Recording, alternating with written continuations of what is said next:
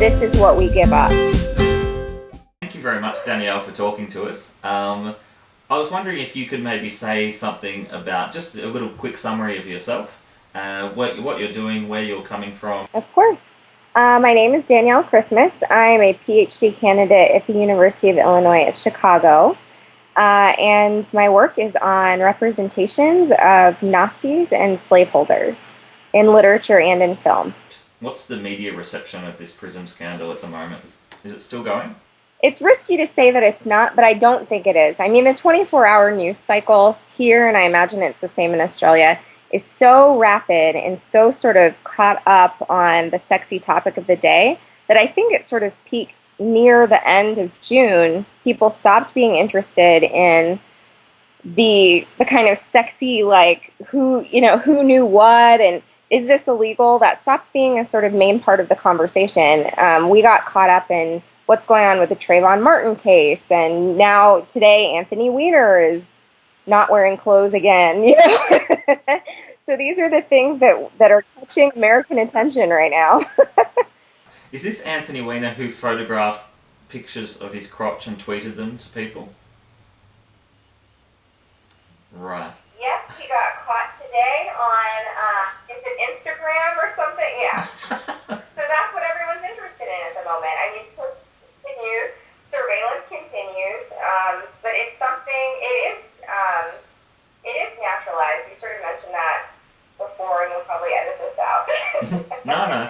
But it's completely naturalized. It's not something that we're arguing about anymore. When everything peaked in June, it feels like there's been a sort of ebb and flow. I mean, everything blew up with the Patriot Act, and how is our privacy being, how are they taking away our rights, our ability to share ideas without sort of getting in the middle of what we're doing on the phone and on the internet.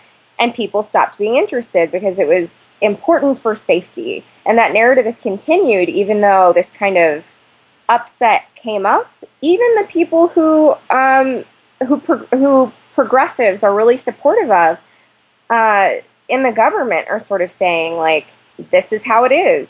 There's nothing you can do about it. And at this point, it feels like fighting it wouldn't even be helpful. And can I take you back to I don't want to say the origins of this debate too much, but the where this really started is partly around the Patriot Act and obviously the aftermath of 9/11. I'm wondering if you can give us an American perspective on that kind of issue. Sure. I mean, it's interesting. I was in undergrad at the time. I was in college at the time. So this was happening at a moment when I was just developing an online identity. I mean, Facebook didn't come out until I was a senior in college.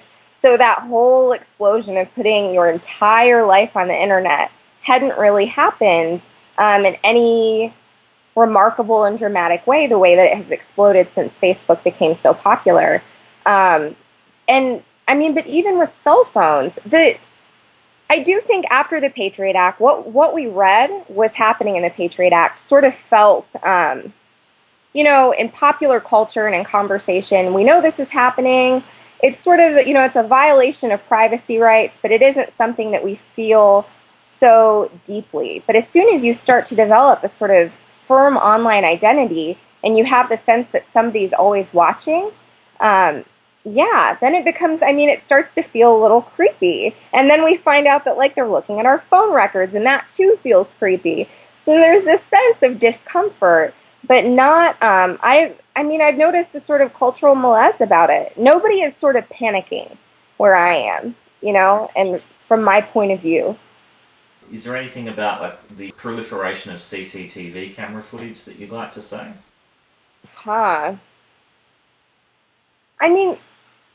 It's an interesting debate. This is a sort of, I think this touches on what you're saying. For example, in Chicago, where I live, there are starting to be cameras everywhere. And the narrative is the same. We're doing this for safety. Like, so, everybody's sort of concerned about the growth of criminal, activities in this city and in other major U.S. cities. And so we've all come up with this. Well, I think politicians have come up with the idea that this is a solution because it's a cheap solution and it's a viewable solution. It's something we can see. Whether or not people are willing to share statistics about whether this is working, Big Brother is looking, is it changing anything? But there seems to be a social contract that we agree that this is, you know, maybe this is working, but even if it's working just a little bit, it's worth giving this up.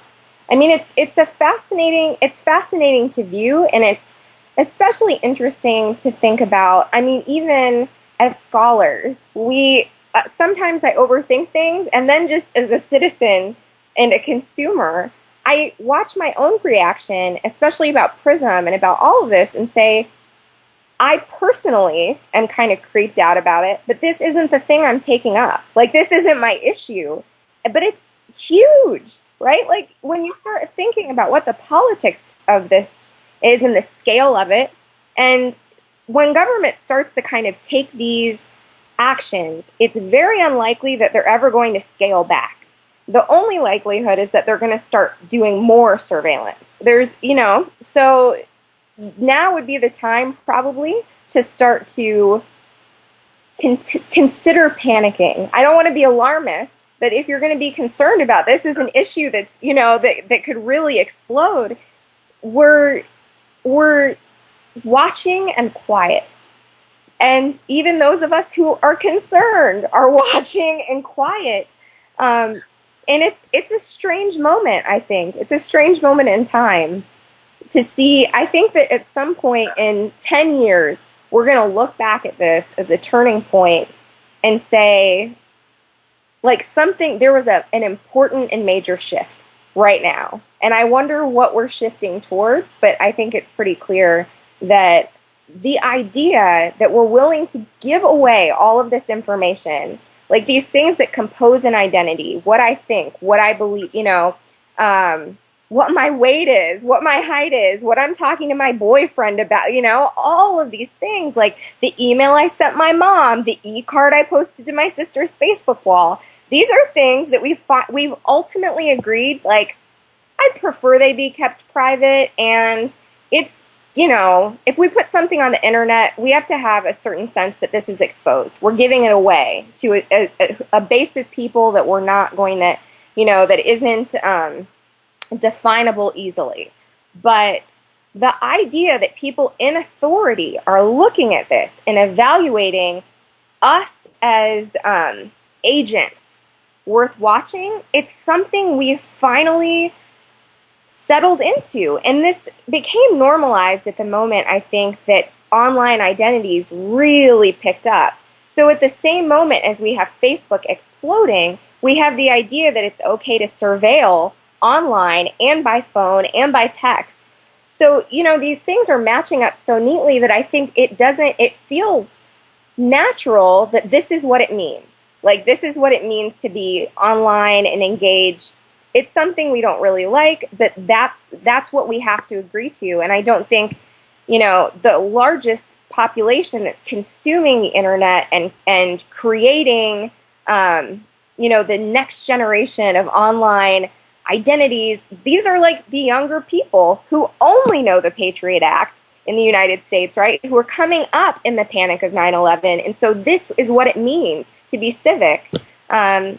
So it's an interesting moment in time. We're at a cultural shift, a turning point.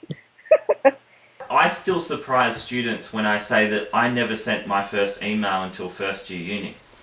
And you're right, we grew up in a different time. We're of a different so-called generation. And I'm wondering if I can get your perspective on this.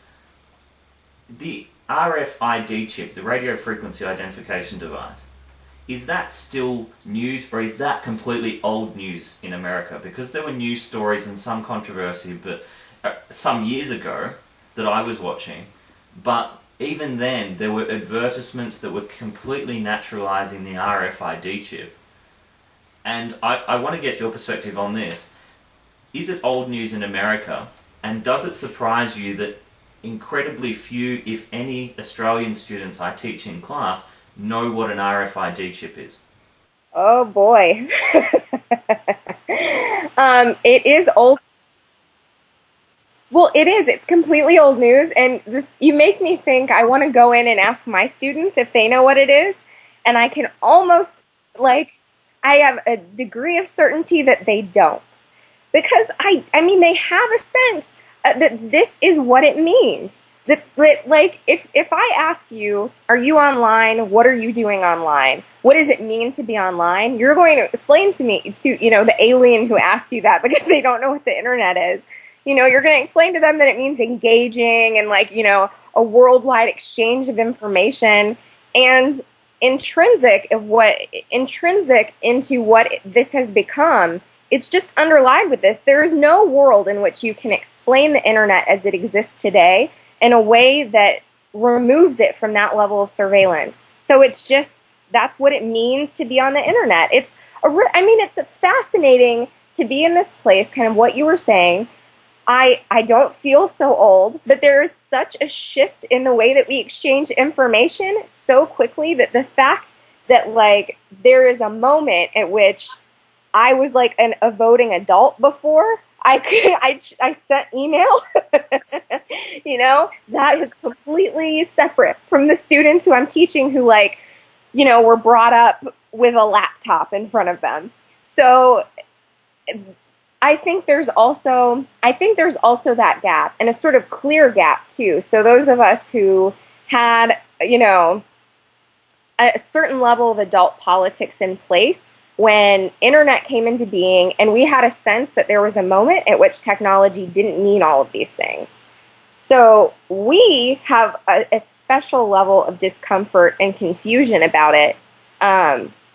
But the people for whom this is what the internet has turned into, like a truly patriotic American accepts that this is what we give up to be citizens, you know, to do our citizenship well. This is what we've agreed is, you know, is the fair and honest way to participate. And if we fight too much, then what are we trying to hide? Isn't that suspicious, you know, that we want to, like, say, I don't want you reading my email. I don't want you to know what I got my best friend for a present. I don't want you to know, you know, if I complained about my mom. If I really want to support what America is about, like, I'll give up that information with a smile on my face. It's an interesting test of, you know, a test of loyalty. And the same people, especially in American politics, the same people who are raging about government intervention, you know, what we would call the political right, the people who are saying the government has their hand into too much of our lives, are the same people who are saying, no, no, no, except with this. Except with this, we need you to, like, let us in, open the door, welcome us in. If we need some more information, can we please have it? We want you to stop complaining. You know, we're going to ask your cell phone company. Everybody calm down. Except, you know, but you know, otherwise get out of my house. Like, it's a fascinating discourse. And it's so, I mean, that creates a certain kind of schizophrenic politics. And I'm sure it's happening in Australia, some iteration of that conversation. It's happening all over, you know, what we would imagine to be the West, the rise of the West, and these sort of disagreements. So it's a fascinating kind of, it has an interesting place in political discourse, in political fighting.